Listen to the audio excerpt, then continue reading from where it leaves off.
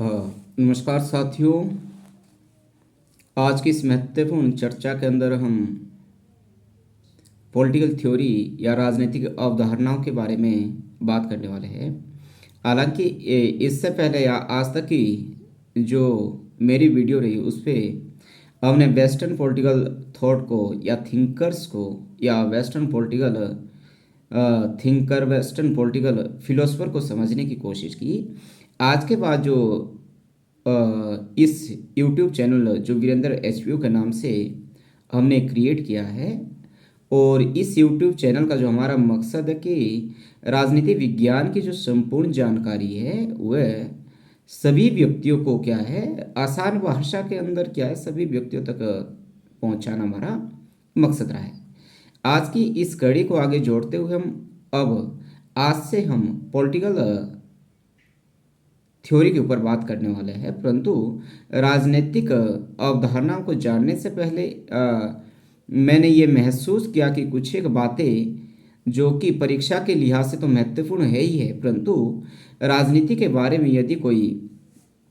जानना चाहता है या राज्य के बारे में कोई जानना चाहता है, क्योंकि जो मनुष्य है एक राजनीतिक प्राणी है, राज्य के बिना हमारा अस्तित्व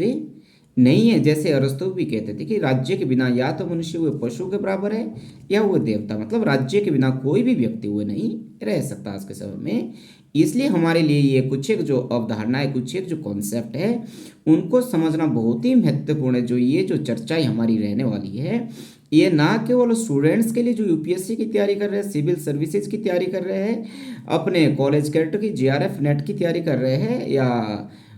पीजीटी का जो एग्ज़ाम्स है अपने सिलेबस की तैयारी कर रहे हैं, परंतु किसी भी तरह का आपका एग्जाम्स हो उन एग्जाम्स के लिहाज से तो ये जो वीडियो ये आपके लिए महत्वपूर्ण रहने ही वाली है। परंतु दुनिया का कोई भी नागरिक या भारत का कोई भी व्यक्ति यदि राजनीति विज्ञान को अच्छे से समझना चाहता है, वो जानना चाहता है कि जो धारणाएं हैं वो है क्या, उन सभी के लिए जो ये वीडियो की जो हमारी सीरीज आने वाली है ये बहुत महत्वपूर्ण साबित होने वाली है। तो दोस्तों आज की इस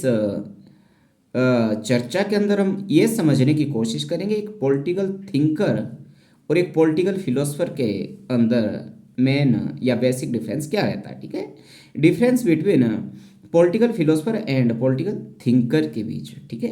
क्योंकि इससे पहले जो थिंकर्स हमने स्टडी किया कई बार हम ये आमचाल की भाषा में ये कह देते कि ये राजनीतिक विचारक है या पॉलिटिकल थिंकर है। वास्तव में पॉलिटिकल थिंकर क्या होता है और पॉलिटिकल फिलोसफर क्या होता है, इसके बारे में आज हम जो डिफरेंस इसके बीच रहते हैं इसके बारे में बात करने वाले हैं। देखिए कि राजनीति के बारे में या राज्य के बारे में जब हम कोई विचार करते हैं या किसी भी तरह की बात करते हैं, राज्य के बारे में बात करते हैं, या वह जो विचार है वो हमारे राजनीतिक विचार हो जाते हैं। जब राज्य से संबंधित अलग अलग मुद्दों के ऊपर हम बात करते हैं, ठीक है, कोई भी राज्य का मुद्दा हो सकता है, राज्य की संरचना की बात हो सकती है, राज्य की काम करने की शैली हो सकती है, राज्य के स्वरूप की बात हो सकती है, राज्य के जो राज्य है उसने किस तरह का काम करना है, ये विचार करते ही उस समय जो हमारे विचार है वो राजनीतिक है। परंतु ये जो विचार है ये व्यवस्थित रूप से हो ये जरूरी नहीं है। मतलब इसका मतलब ये कि जब हमारे जो राज्य के संबंध में जो भी हम चिंतन करते हैं वह व्यवस्थित हो या ना हो, समाज उसे मानता हो या ना मानता हो, इससे कोई फर्क नहीं पड़ता, परंतु हम विचार कर रहे होते हैं राजनीति के बारे में। ऐसी परिस्थिति में जो हमारा ये जो चिंतन है ये राजनीतिक हमारा विचार है कि हम राज्य के बारे में चिंतन कर रहे हैं, राज्य के बारे में हम विचार प्रकट करते हुए क्या है राजनीतिक विचार है। अब हम राजनीतिक दर्शन की बात कर लेते हैं, जो political what is political philosophy, जो राज्य के बारे में, जैसे राज्य के बारे में कुछ भी विचार करते हैं उसके किसी भी पहलू के बारे में विचार जब हम करते हैं तो विचार करने के बारे में जो हमारी अपनी ओपिनियन हो सकती है, जो हमारी धारणा होती है वह अलग अलग हो सकती है। ठीक है, जिसको मानना या ना मानना समाज के ऊपर निर्भर करता है। परंतु जब हम फिलोसफी की बात करते हैं, जब राजनीतिक दर्शन की बात करते हैं, तो इसका मतलब है कि हम समाज के अंदर या राज्य के अंदर क्या हम सत्य को खोजना चाहते हैं। ठीक है, कि राज्य की प्रकृति कैसी हो, ठीक है, राज्य की जो सच्ची प्रकृति कैसी हो, राज्य किस लिए बनाया गया था, क्यों ना इसको बारे में खोजा जाए, क्यों ना इसकी सच्ची प्रकृति के बारे में सोचा जाए। राज्य ऐसा हो जहाँ पे कि शांति और व्यवस्था हो। जैसे प्लेटो के द्वारा पहली बार ये जानने की कोशिश की कि एक राज्य की जो सच्ची प्रकृति है, राज्य की सच्ची प्रकृति क्या है। इसलिए हम प्लेटो को क्या है, फादर ऑफ पॉलिटिकल फिलोसफर भी कहा जाता है, कि राजनीतिक दर्शन, क्योंकि उन्होंने ये जानने की कोशिश की कि सत्य क्या है, जो राज्य के अंदर क्या है, राज्य की जो उत्पत्ति हुई है, किस आधार पर राज्य की उत्पत्ति हुई है, और उसके बारे में, सत्य के बारे में ज्ञात करना क्या है, एक राज्य की क्या है। यदि राजनीतिक दर्शन को हमने जानना है, तो राजनीतिक दर्शन के लिए कोई व्यक्ति राजनीतिक दार्शनिक है या नहीं, इसके पहलू को जानना है, तो ये महत्वपूर्ण है कि इसके लिए चार चीज़ों का होना महत्वपूर्ण है। पहला है सत्य की, ठीक है, कि सत्य क्या है, कि वास्तव में राजनीति के अंदर सत्य क्या है, ठीक है, कि राजनीति जो राज्य है वो कैसे बना, उसके पीछे सत्य क्या है, राज्य के काम करने के तरीके क्या है, उसके पीछे सत्य क्या है, राज्य की प्रकृति क्या है, उसका सत्य क्या है, जो राजा है उसको कितनी पावर्स होनी चाहिए, उसका सत्य क्या है। मतलब जो हमारी फिलोसफी के अंदर जो पहला कंपोनेंट रहता है वो है सत्य, ट्रुथ। सेकंड जो रहता है कि जो राज्य है, जो सत्य पे जो फिलोसफर खोजने की कोशिश करता है, वह संपूर्ण समाज में जो कोई भी फिलोसफर राज्य के बारे में सत्य जानने की कोशिश करता है, वह अपने उस विचार को संपूर्ण समाज पर लागू करना चाहता है, ये उसका उद्देश्य रहता है। क्योंकि उस जो दार्शनिक का ये उद्देश्य रहता है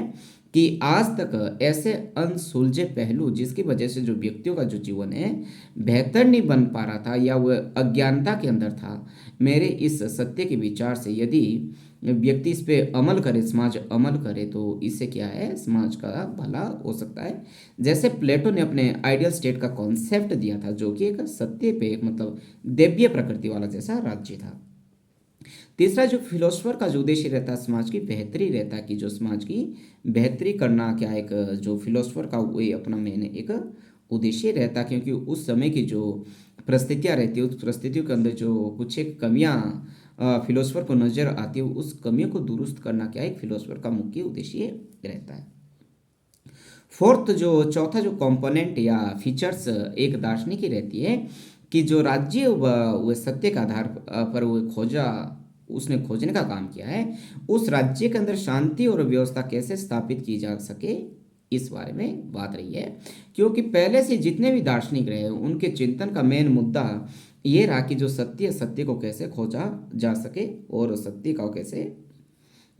सत्य को कैसे खोजा जा सके, और राज्य के अंदर शांति और व्यवस्था है उसको कैसे स्थापित किया जा सके, ये जो एक दार्शनिक का क्या उद्देश्य रहता है।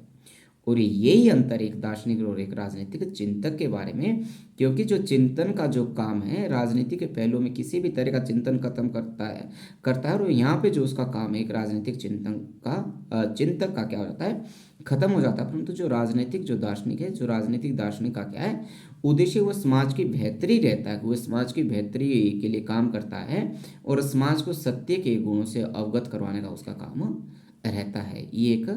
राजनीतिक चिंतन और राजनीतिक दार्शनिक के बीच अंतर हमें देखने को मिलता है। राजनीति का एक संदर्भ होता है, वो जब भी कोई चिंतन करता है वो अपने एक संदर्भ के अंदर करता है, और उसके जब कोई चिंतक मतलब दार्शनिक सोचना शुरू कर देता है, उस समय की जो उसकी तत्काल समय की जो जो परिस्थितियाँ हैं, उसका प्रभाव पड़ना भी उसके ऊपर लाजमी। जैसे प्लेटो के ऊपर, प्लेटो को जैसे हम फादर ऑफ पॉलिटिकल फिलोसफर कहते हैं, तो प्लेटो के समय में, उस समय जो प्राचीन यूनान के अंदर छोटे छोटे नगर राज्य थे और आपस में युद्ध के अंदर ही उलझे रहते थे, उसका प्लेटो के जो चिंतन पद्धति है उसके ऊपर भी गहरा प्रभाव पड़ा। और जो राजनीतिक दार्शनिक का ये उद्देश्य रहता है कि उस समय की जो राज्य की जो संरचना है, राज्य के अंदर जो कमियां हैं, उन कमियों को दुरुस्त कैसा किया जाए, इसके बारे में जो एक दार्शनिक है वो हमेशा चिंतित नजर आता है, ठीक है, और वो उसको सुधारने के लिए वो क्या है, प्रयास करता है। एक दार्शनिक ये समझने की या उसका उद्देश्य रहता है कि जो राज्य की जो परिकल्पना है, राज्य कैसा होना चाहिए, इसके अंदर उसका जो फर्स्ट कंपोनेंट होता है उसको मोरल कंपोनेंट या एक मोरल एस्पेक्ट या नैतिक रहता है। जैसे प्लेटो ने एक ऐसे राज्य की कल्पना की थी जो इस धरती पे लाना तो संभव नहीं था, मतलब स्वर्गीय राज्य हम कह सकते हैं, उसने एक कल्पना की थी, मतलब उसको वैसा का वैसा तो इस धरती के अंदर शायद लाना मुश्किल था। परंतु जो दूसरा है, दूसरा वो क्या वास्तविक पहलू को क्या है टच करने की कोशिश करते हैं, या उनको है रियलिस्ट के अंदर हम क्या है, रियलिस्ट फिलोसफर के अंदर हम उन्हें गिना जाता है, या जो इसके ऊपर जो बात करते हैं कि जो राज्य का जो इतिहास है, जो समाज का जो सत्य है, ठीक है, समाज का सत्य या जो राज्य के इतिहास के ऊपर उनके जो विचार है एक बिंदु के ऊपर प्रकट होते हैं, और राज्य की जो अलग अलग संरचना है, राज्य की विधायिका, कार्यपालिका, न्यायपालिका, सेना या बाकी तरह की कोई संस्थाएं हो, उसके अंदर जो सुधारात्मक दृष्टिकोण को लेकर क्या है, जो दार्शनिक है क्या है, हमेशा चिंतित रहता है, और उसके दर्शन का एक उद्देश्य रहता है कि समाज की क्या है, भलाई हो सके, ठीक है। और दुनिया के लगभग जो सभी जो दार्शनिक है इस सेकंड वाली जो कैटेगरीज है, रियलिस्ट अप्रोच के अंदर काउंट किए जाते हैं। तो अब मैं ये उम्मीद कर सकता हूँ कि इस वीडियो के माध्यम से आपको पॉलिटिकल फिलोसफर और पॉलिटिकल थिंकर्स के बारे में, उसके बीच जो मेन डिफरेंस है उसके बारे में जानने में आपको मदद मिली होगी, और लगातार इस कड़ी को हम आगे बढ़ाएंगे, और आगे वाली वीडियो के अंदर हम फिर इस बात के ऊपर चिंतन जरूर करेंगे कि राजनीतिक सिद्धांत होता क्या है, या राजनीतिक थिंकर किसे कहते हैं, ठीक है। तो आपसे एक अपील है कि आप मेरे चैनल को लाइक करें, सब्सक्राइब करें, और अपने दोस्तों के साथ शेयर जरूर करें। Thank you.